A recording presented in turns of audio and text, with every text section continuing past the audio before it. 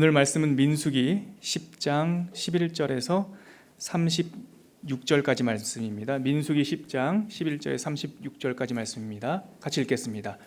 둘째 달 스무날에 구름이 증거의 성막에서 떠오르매 이스라엘 자손이 시내 광야에서 출발하여 자기 길을 가더니 바란 광야에 구름이 머문지라.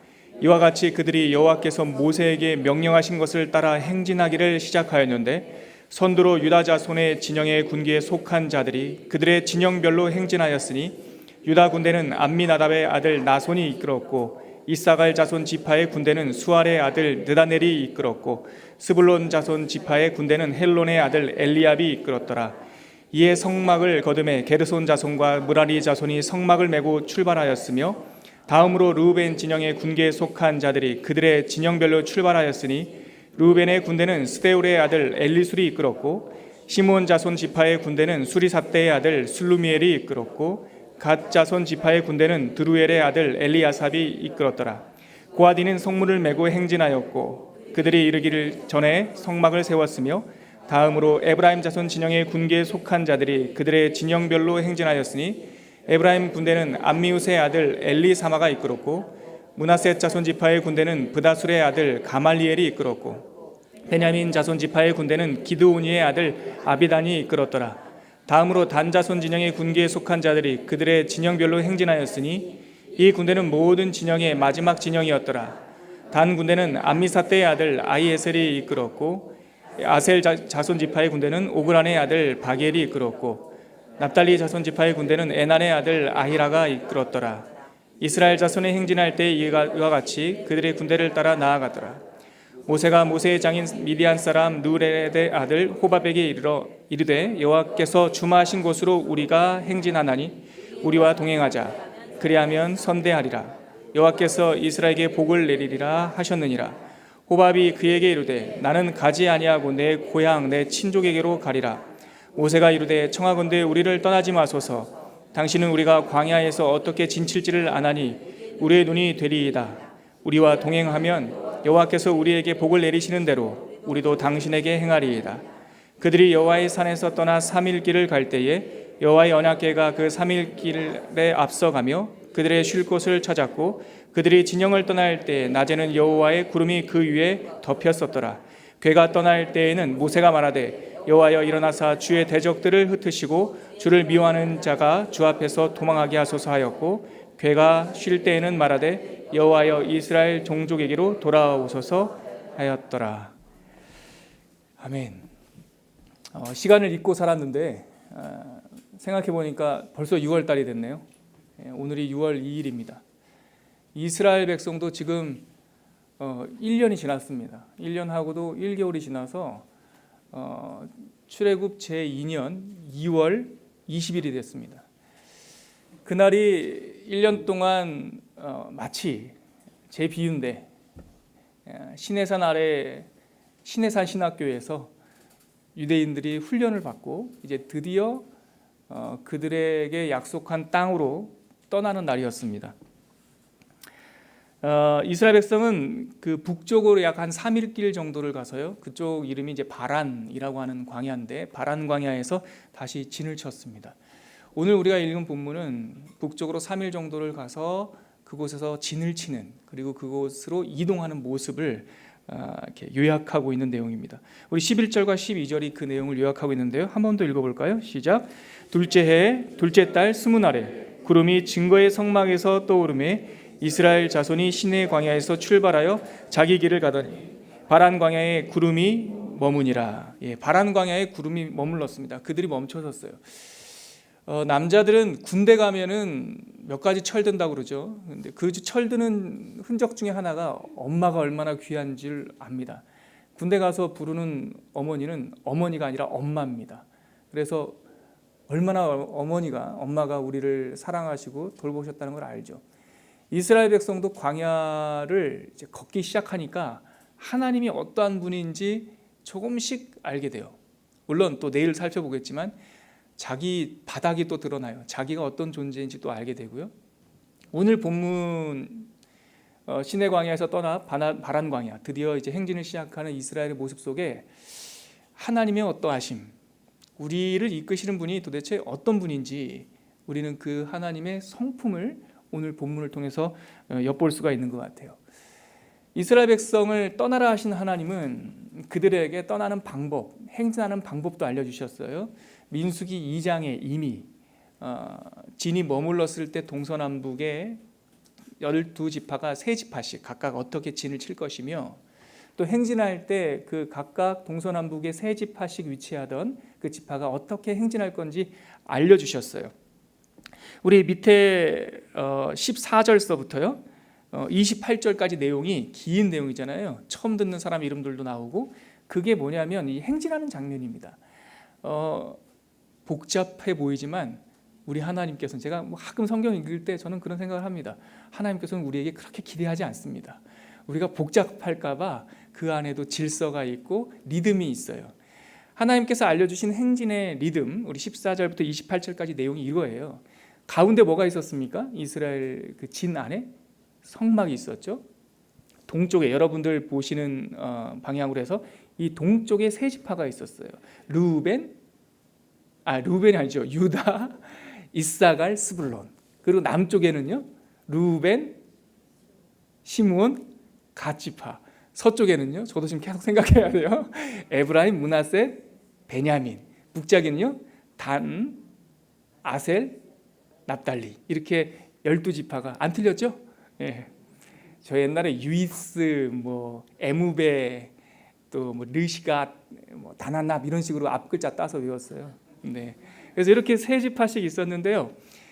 처음에 떠날 때는 어떤 사인이 있어야 되죠? 떠나고 싶다고 함부로 떠날 수 있는 건 아니죠. 구름이 쫙 떠올라요. 하나님께서 떠나자라는 거죠. 어제 살펴봤듯이 나팔이 붑니다. 구름이 떠오르면 먼저, 나팔 불기 전에 레위 그 제사장 지파가 법궤를 먼저 들고 앞에 나섭니다. 그러면 어제 살펴봤듯이 짧고 강한 나팔이 불리면요, 이 동쪽에 있는 지파 셋이 우리 먼저 떠납니다. 그 유이스, 유다 지파, 이사갈 지파, 스불론 지파가 먼저 떠나고, 그 다음에 텐트를 걷어서 텐트가 떠나죠. 텐트가 쳐져야 그 다음에 성물이 들어올 거 아니겠어요? 그러니까 텐트가 먼저 가고, 그 다음에 이제 남쪽 지파, 그 다음에 성물을 든 지파, 그 다음에 서쪽 지파, 이 북쪽 지파가 한 줄로 질서에 따라서 쭉 이동하는 장면입니다. 그런데 이 모습을 사실 우리 성경에 봐도요, 이렇게 진영별로 쫙 질서 있게 가고 있는 모습이 흔적이 보여요. 우리 14절 한번 보실래요? 14절에 보면 이제 출발할 때 14절의 시작이 어떻게 됩니까? 선두로 하고 그 바로 옆에 유다, 15절에 이사갈, 16절에 스불론 이렇게 나오죠. 그 다음에 18절에 가니까 다음으로 나오죠. 이 다음으로가 나오면 이 위치가 바뀐 거예요. 선두에 할 때 동쪽 지파, 다음으로 하면 뭐예요? 시계 방향이니까 남쪽 지파. 그 다음에 다음으로가 어디 나옵니까? 22절 나오죠. 다음으로 했으니까 이제 서쪽 지파로 간 겁니다. 그 다음에 또 다음으로가 나오겠네요. 25절 다음으로 하니까 북쪽 지파가 나오는 거죠. 선두에 하고 3지파가 가고, 그 다음에 성막이 간 후에 다음으로 하고 남쪽 지파 3이 가고, 또 성물이 가고, 또 다음으로 하고 서쪽 지파, 다음으로 하고 북쪽 지파, 아주 질서를 따라 이렇게 가고 있죠. 이 행진하는 모습을 잘 요약하는 것이 방금 우리가 읽었던 11절 12절인데요 우리 12절과 13절 다시 한번 읽어볼까요? 거기에 이 행진의 원리가 담겨 있습니다. 같이 읽겠습니다. 이스라엘 자손이 시내 광야에서 출발하여 자기 길을 가더니 바란 광야에 구름이 머무느니라. 이와 같이 그들이 여호와께서 모세에게 명령하신 것을 따라 행진하기를 시작하였는데, 이 행진하는 이 모습을 좀 요약하고 있는 거예요. 여기서요 중요한 표현이 2가지가 있어요. 하나가 뭐냐면 12절에 나와 있는 출발하여 자기 길을 가더니 라고 하는 거예요. 여러분들 혹시 볼펜 있으시고 성경 체크하는 거에 어렵지 않으신 분은 거기에 밑줄을 동그라미를 딱 쳐면 좋아요. 출발하여 무슨 길을 갔다고요? 자기 길을 갔다고요. 그런데 13절에 보니까 또 하나 중요한 표현이 나오는데, 모세에게 명령하신 것을 따라 행진하기를, 이 부분이 또 중요합니다. 이스라엘이 행진하는 모습이 2가지 이 표현으로 요약된다고요. 하나 뭐예요? 자기의 길을 갔다라는 거예요. 2번째는 자기의 길을 가는데 자기 마음대로 가는 것이 아니라 모세에게 명령하신 하나님의 말씀을 따라 갔다라는 거예요. 사실 이 표현은 그냥 슬쩍 지나가기 쉬운 표현인데 굉장히 이스라엘 40년 행진을 요약하는 굉장히 중요한 표현입니다. 어쩌면 이 표현이 아까 말씀드렸듯이 이 40년 광야 생활이 인생의 축소판이라면, 우리의 거울이라면, 이 두 가지 표현이 이 인생길을 걸어가는 인생의 근본을 터치하는 문제예요. 여러분, 많은 철학자들은 오래전부터 인간의 상태, 본성에 대해서 관심을 가졌어요. 그래서 이걸 본성론 그럽니다. 철학자들이. 제가 예전에 철학 공부할 때 보니까 서양 사람이나 동양 사람이나 이 본성론에 대해서 늘 관심을 가졌어요. 태어날 때부터 인간은 어떤 존재였느냐? 태어날 때 착하게 태어났다, 이렇게 주장하는 사람들을 쉽게 말해서 성선설 이렇게 얘기하죠. 태어날 때 악하게 태어났다라는 말하는 사람들은요, 성악설. 태어날 때 어떻게 태어났는지 결정되지 않았고 나중에, 혹은 결정된다, 나중에 이렇게 형성되는 것이다, 이것을 성무선악설이라고 말을 하죠. 예, 착하게 태어났습니까? 악하게 태어났습니까? 아니면 그냥 백지로 태어난 다음에 그것이 형성되는 겁니까? 성경은 뭐라고 말합니까? 성경은 인간의 인생의 본질에 대해서 뭐라고 진단합니까? 성선설입니까? 성악설입니까? 이럴 때 에라 모르겠다, 성무성악설이죠. 성경은 조금 다르게 표현해요. 성경은 자연 상태에 있는 인간을 길을 잃어버린 존재라고 표현해요. 길을 잃어버린 거예요.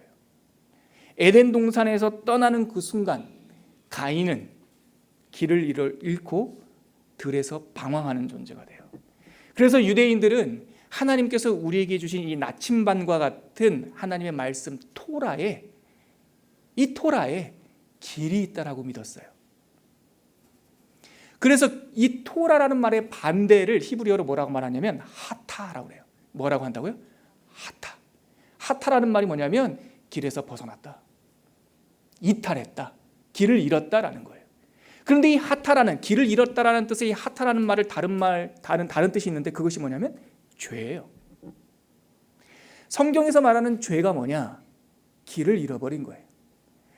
하나님께서는 우리를 창조하시고, 우리를 걸작품으로 창조하시고, 우리 각자에게 고유한 길과 고유한 위치와 고유한 방향을 허락하여 주세요.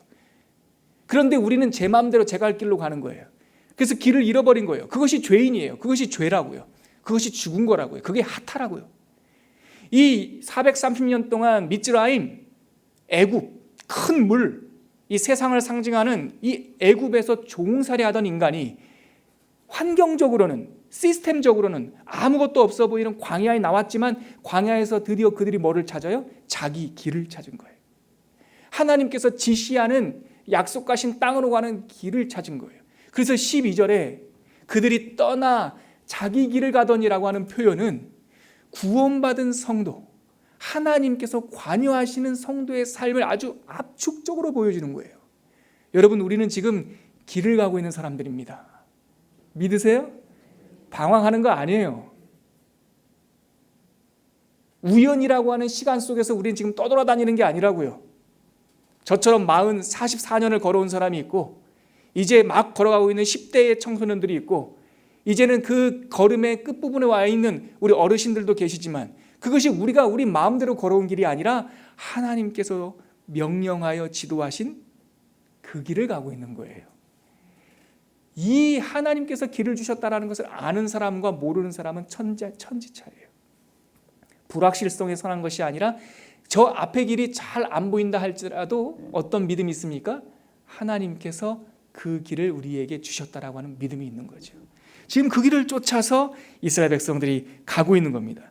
그 다음 우리가 알 수 있는 첫 번째는 길을 주신 하나님, 우리를 인도하신 하나님을 우리가 알 수 있다면, 두 번째 우리가 알 수 있는 하나님의 성품은 이 행진이 끝난 이후에, 행진에 대한 기록이 끝난 이후에 나오는 29절에서 32절까지 말씀입니다. 조금 길지만 한번 읽어볼까요? 시작. 모세의 장인 미디안 사람 르우엘의 아들 호밥에게 이르되, 여호와께서 주마하신 곳으로 우리가 행진하나니 우리와 동행하자. 그리하면 선대하리라. 여호와께서 이스라엘에게 복을 내리리라 하셨느니라. 호밥이 그에게 이르되, 나는 가지 아니하고 내 고향 내 친족에게로 가리라. 모세가 이르되, 청하건대 우리를 떠나지 마소서. 당신은 우리가 광야에서 어떻게 진칠지를 아나니 우리의 눈이 되리이다. 우리와 동행하면 여호와께서 우리에게 복을 내리시는 대로 우리도 당신에게 행하리이다. 이어지는 이 행진 이야기가 끝난다, 행진 기술이 끝난 다음에 이어진 내용이 이 호밥이라는 사람이 등장합니다. 모세의 장인 르우엘의 아들 호밥. 여기서 잠깐만요, 여러분. 그럼 이 호밥이 도대체 족보가 어떻게 됩니까? 모세하고. 이게 좀 헷갈려서요. 별로 중요하지 않지만 잠깐 여러분들이 이것 때문에 내용이 집중력이 흐려질까 봐 말씀드리면, 모세 장인과 관련돼서 성경에는 세 가지 이름이 나옵니다. 우리가 잘 알고 있는 이드로, 그리고 여기에 나오는 르우엘, 그리고 르우엘의 아들 호밥이라고 말했던 호밥. 근데 사사기에 가면 이 호밥이 모세의 장인이라고 또 표현이 돼요. 그러면 모세의 장인은 도대체 누굽니까? 이드로입니까? 르우엘입니까? 호밥입니까? 아직까지 학계에 통일이 안 됐어요. 왜냐하면 자료가 많지 않아서, 기록이 많지 않아서. 왜 기록이 많지 않을까요? 성경에? 중요하지 않으니까. 하나님께 아까 우리가 찬양했지만 성경을 읽을 때 해석 방법이 뭐냐면 성경이 간 데까지 가고 성경이 멈춘 데까지 가서 성경이 멈추는 데서 멈추는 거예요. 우리 구원받는데 아무런 관계가 없으니까 자세히 설명하지 않아요. 그런데 유추할 수 있는 게 있어요. 이드로와 르우엘은 동명이인 같아요. 호밥은 그러니까 이드로, 르우엘의 아들이니까 처남 같아요. 근데 목사님 왜 사사기에는 호밥이 장인으로 나옵니까? 그게 용어 때문에 그런데 이 장인이라는 말로 번역되는 히브리어가 호텐이라는 말이에요. 근데 히브리어는 모음이 원래 없었어요. 그래서 호텐이라고 부르기도 하고 핫탄이라고 부르기도 하는데 이게 어떨 때는 장인, 어떨 때는 처남 같이 쓰이는 단어예요.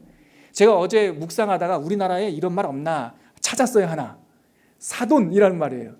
우리 어머님에게는요, 저희 장인어른도 사돈이고요, 저희 처남도 사돈이에요. 그렇죠? 이 호텐이란 말이 그렇다고요. 결혼으로 맺어진 관계를 호텐, 장인 혹은 처남 이렇게 해석돼요. 그러나 오늘 본문에서는 분명히 르우엘의 아들 호밥이라고 했으니까 처남이겠죠. 중요하지 않아요, 여러분. 까먹어도 돼요. 핵심은 뭐냐면 모세가 이 호밥에게 같이 가자고 말해요. 우리가 여호와께서 알려준 그 길을 가나니 당신 같이 갑시다. 이 사람은 그런데 이스라엘 사람이 아니에요. 미디안 사람이에요. 광야 들 사람이에요. 그랬더니 호밥이 안 갈랍니다. 나는 그냥 친척과 내 동족에게 돌아갈랍니다. 다시 한번 모세가 강권해요. 동행합시다. 32절에 보니까 동행하면 하나님께서 우리에게 줄 곳에 가서 당신의 주는 복을 당신과 나눌 것이고 당신이 우리를 좀 인도하여 주시면 좋겠습니다. 이 장면이 여기에 왜 뜬금없이 등장하냐면요, 나중에 사사기에 가면 이스라엘에 주셨던 이 팔레스타인 땅, 저를 보세요. 괜찮습니다. 나팔 소리로 들리지는 않죠. 이스라엘 주변에 이 사람들이 살아요. 그런데 그때는 이 미디안 사람이라고 하는 것은 큰, 예를 들어서 동양 사람 이런 것처럼, 동양이라고 너무 크네요. 미디안 사람 이러면 대한민국 사람 그 뜻이고, 미디안 사람들 중에서 겐지파가 있어요. 겐지파. 그거는 대한민국 안에 충청도 사람, 전라도 사람 이렇게 조금 좁게 부르는 건데, 사사기에 가면 이 호밥의 후손들, 겐지파들이 이스라엘 주변에 함께 산다고요. 그 근거가 여기에 나오는 거예요. 이들은 이스라엘처럼 하나님의 그 기업을 받은 자가 아니지만 하나님께서 모세의 입을 통하여 나와 함께 가자라고 하나님께서 동행으로, 아름다운 동행으로 우리를 초청하시는 장면이에요. 우리는 호밥의 초청을 보면서 우리가 여기에 오버랩되는 거예요. 우리 유대인보다도 호밥에 가까워요. 우리는 유대인보다도 이방 사람들에 가깝다고요. 그런데 하나님께서 그 구원의 길을 가면서 우리들에게 초청하세요. 동행합시다. 우린 다 지금 그 은혜로 이 자리에 앉아 있는 거예요. 그런데 표현에 보면 당신이 들사람, 광야 사람으로서 우리의 눈이 되시면 좋겠어요. 우리가 어디에 텐트를 쳐야 될지 당신이 잘 알잖아요. 라고 말을 하는데 마치 호밥이 이스라엘의 행진에 뭔가 기여한 듯한 느낌이 나는데, 여러분 재밌는 거는 이 이후에 호밥은 한 번도 등장하지 않아요. 사사기까지. 무슨 기여를 했겠습니까? 이스라엘 백성을 친히 인도하시는 분이 하나님이신데, 여러분 우리가 하나님의 초청, 아름다운 동행의 초청을 받아 예수를 믿으면 너무 은혜 받아가지고 때로는 노래 잘하는 사람은 싱어로, 또 어떤 사람은 자막으로, 어떤 사람은 안내로, 또 뭐 기존 교회 가면은 밥하는 권사님들도 많고요, 청소하시는 손길도 있는데 우리가 그런 거를 헌신이라고 가끔 말을 해요. 그런데 우리가 이 장면, 호밥을 초청하시는 하나님의 마음을 보면서 하나님 앞에서 어느 누구도 헌신이란 말을 할 수가 없어요. 호밥이 무슨 여호와께서 인도하시는 길에 도움이 됐겠냐고요. 이 장면의 핵심은 이 민수기가 이 장면을 우리에게 기록해 주는 이유는 뭐냐면 호밥이 얘들아 지금 이거예요. 얘들아 너네 주변에 갠 자손들 살지? 그 사람들이 어떻게 산 줄 알아? 광야를 떠나오던 길에 그 광야를 떠나던 첫날에 행진하던 첫날에 하나님께서 그들을 초청하셨단다라는 거예요. 여러분 하나님의 복음은 이렇게 장벽이 없습니다. 이 장벽을 이 복음을 자기네들 것만 가지려고 타락시키는 것이 바로 유대교예요. 하나님은요 악인이 죽는 것을 한 사람이 죽는 것을 기뻐하지 않아요. 모든 악인이 돌아오는 것을 기뻐해요. 에스겔서에 보면. 그리고 디모데 후서에 보면은 하나님께서 모든 사람들이 예수님 믿어 구원에 이르기를 기뻐하세요. 디도서에 보면은 모든 사람들에게 구원을 주시는 하나님의 은혜가 나타났다고 그래요. 호밥을 초청하시는 이 모습을 보면서 은혜의 하나님, 구원의 하나님, 거저 우리를 부르시는 하나님의 음성을 우리가 들을 수가 있습니다. 마지막으로 또 우리 한 구절을 볼 수 있는데 33절과 34절 한번 읽어볼까요? 시작.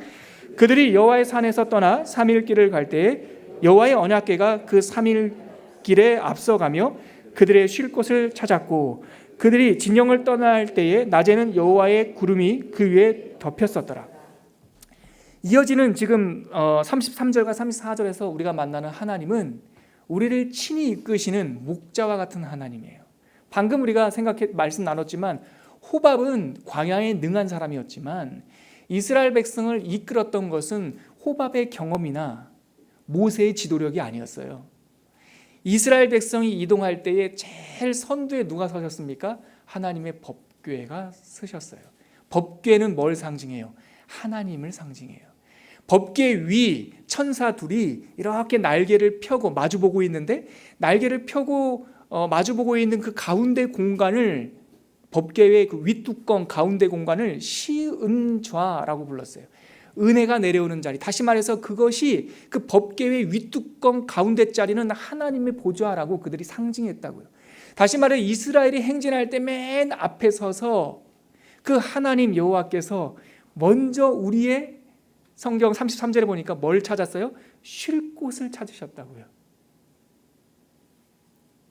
시편 23편 여호와는 나의 목자시니 내게 부족함이 없어라. 그가 나를 푸른 초장 쉴 만한 물가로 인도하시는도다. 이것을 그대로 실천적으로 보여주신 장면, 사건적 장면이 요한복음 6장. 5천 명이 말씀을 들으러 왔는데 그들이 배가 고파서 먹을 게 없을 때 예수님께서 그 5천 명을 자리에 앉아라. 그럴 때 요한복음 6장에는 특별히 요한은 그곳이 푸른 초장이었다라고 표현해요. 하나님께서 광야의 길에서 우리의 쉴 곳을 찾으시고 또 우리가 그 자리에 진을 치고 앉으시면 구름으로 34절에 오면 구름으로 그 위를 덮어주시는 거예요. 쉴 곳을 주시고 우리를 덮어주시고 우리를 품어주시는 하나님, 그 하나님을 만나게 되는 것이죠. 마지막으로 보면요 36절, 35절, 36절 보면 이제 이 하나님이 떠날 때 하나님의 구름이 뜨고 법궤가 이동할 때 그 법궤를 향하여 하나님을 향하여 외쳤던 모세의 기도, 모세의 외침이 나와요. 같이 한번 읽어볼까요? 시작. 궤가 떠날 때에는 모세가 말하되 여호와여 일어나사 주의 대적들을 흩으시고 주를 미워하는 자가 주 앞에서 도망하게 하소서. 궤가 쉴 때에는 말하되 여호와여 이스라엘 종족들에게로 돌아오소서. 저는 이 어제 35절과 36절을 읽으면서 이게 아침을 시작하는 하루를 시작하는 또 인생을 살아가는 우리들의 하나님을 향한 기도가 됐으면 좋겠다. 일을 시작할 때 하루를 시작할 때 모세는 어떻게 기도했다고요? 여호와여 일어나사 주의 대적하는 자들을 흩으시고 하나님을 미워하는 자를 주 앞에서 도망하게 하소서.